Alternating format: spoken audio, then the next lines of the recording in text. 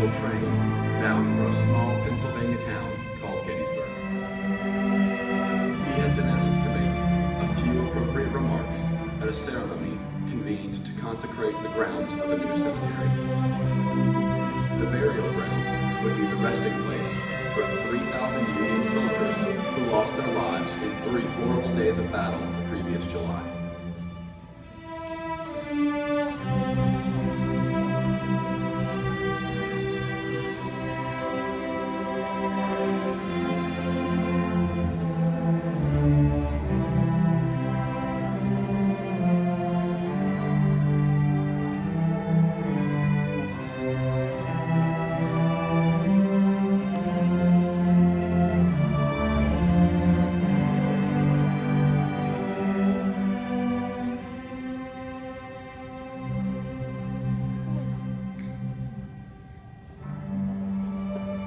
Lincoln felt uneasy. He had not been able to find sufficient time to complete the speech he was expecting to present at the cemetery dedication the next day. What words could adequately express the horror of the battle? What could he say to communicate his own profound sadness over the deaths of so many gallant soldiers? What comments could possibly convey the somber appreciation of a grateful nation for their sacrifice? What tender words could he offer to comfort the hearts of grieving loved ones, so many mothers, fathers, wives, daughters, and sons? The President poured over his speech as the train wound its way through the rural Pennsylvania countryside. Finally, arriving in Gettysburg, he retired to his room, where he continued to ponder, write, revise, and write some more until well into the night.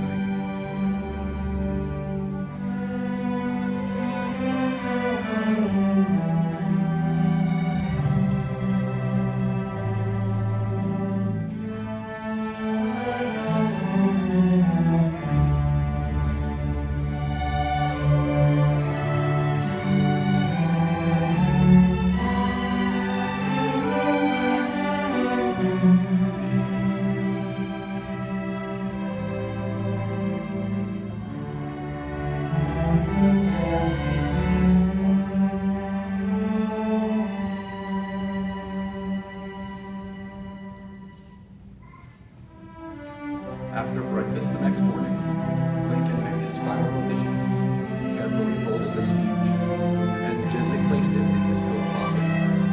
Accompanied by 9 governors, 3 cabinet officials, various members of Congress, foreign diplomats, and military officials, the President mounted a chestnut horse and joined in a procession to the cemetery.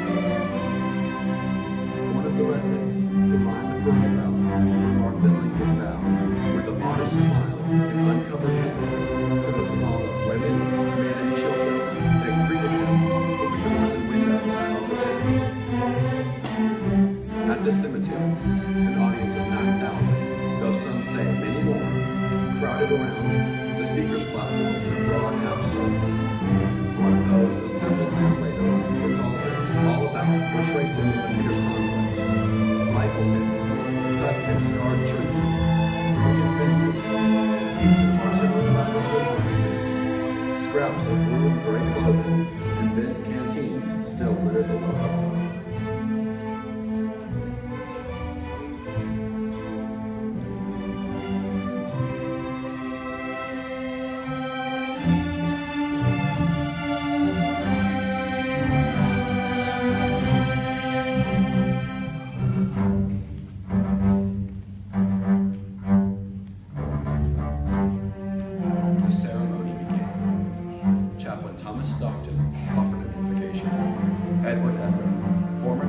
Massachusetts, and one of the nation's most famous orators, presented an eloquent address that lasted over 2 hours.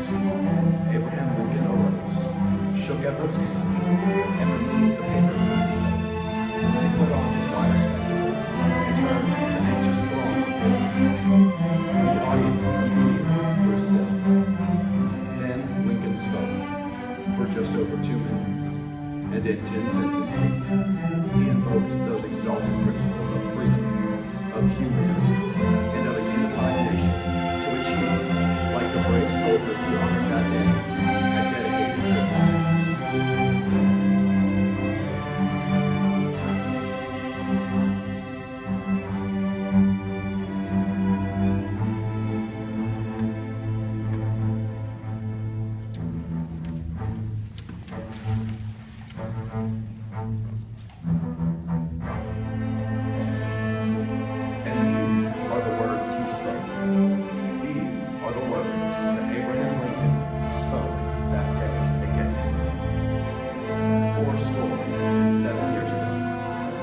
fathers brought forth on this continent a new nation, conceived in liberty, and dedicated to the proposition that all men are created equal.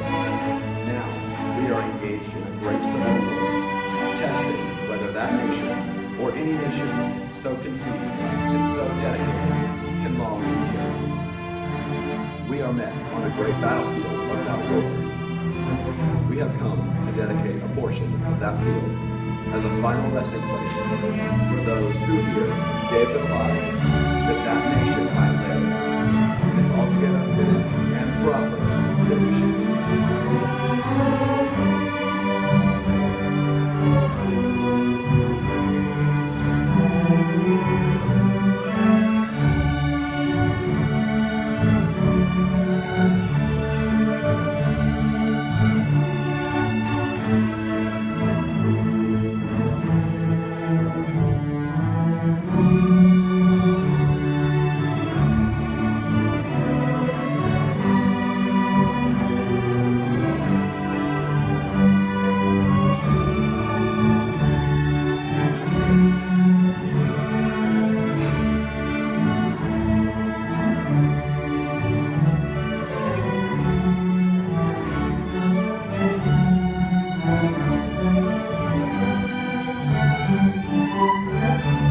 It is for us the living, rather, to be dedicated here to the unfinished work which they who fought here have thus far so nobly advanced.